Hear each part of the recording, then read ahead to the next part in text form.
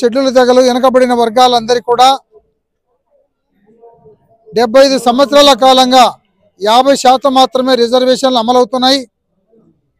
ఈనాటి జనాభాకు అనుగుణంగా ఈ రిజర్వేషన్లను 80% పెంచాలని మొట్టమొదటిసారిగా ఆంధ్రప్రదేశ్ నుంచి ఢిల్లీలో జంతర్ మంతర్ నందు పెద్ద ఎత్తున ఆందోళన కార్యక్రమాన్ని చేపట్టడం జరుగుతోంది.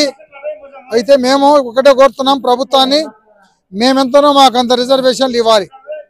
ఆరు ఎస్సీ ఎస్టీ బీసీ మైనార్టీ వర్గాలకు ఉన్న రిజర్వేషన్లు 50 to 80% వరకు ఎంకరేజ్ చేయాలని మేము ఒక డిమాండ్ ప్రభుత్వం ముందు ఉంచుతున్నాం.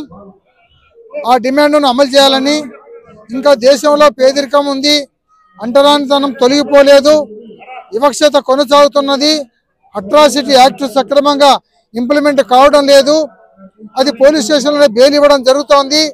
పలు అంశాల మీద ప్రభుత్వం దగ్గరికి మా యొక్క డిమాండ్ తీసుకుపోతున్నాం.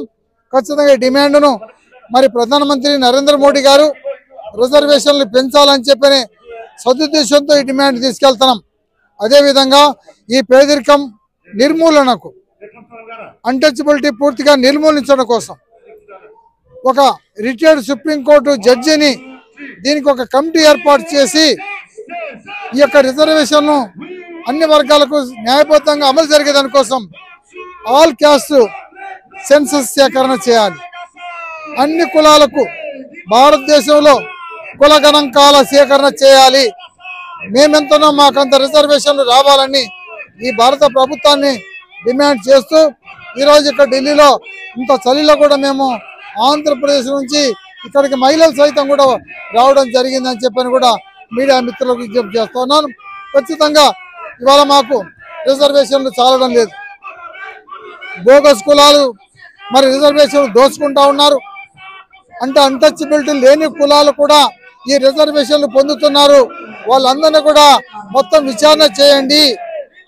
రాజ్యాంగం పరంగా రిజర్వేషన్ ఎవరికి సంక్రమించాలో వాళ్ళు అనుభవించాలి.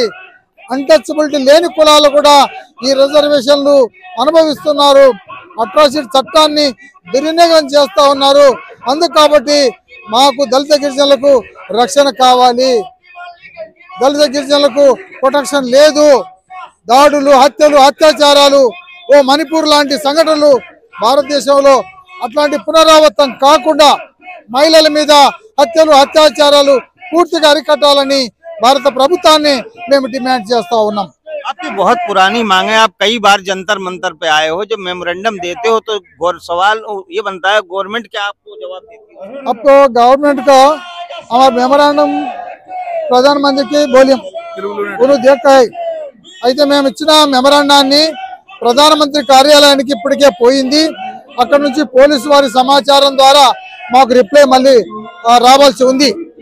అయితే దానికి సమాధానం ప్రభుత్వం చెప్పాలి.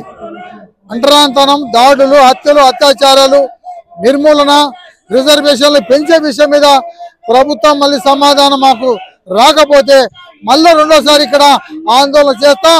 భారతదేశంలో అన్ని రాష్ట్రాల్లో కూడా ఇలాంటి కార్యక్రమాలు కూడా నిర్వహిస్తామని చెప్పి తెలియజేస్తాను.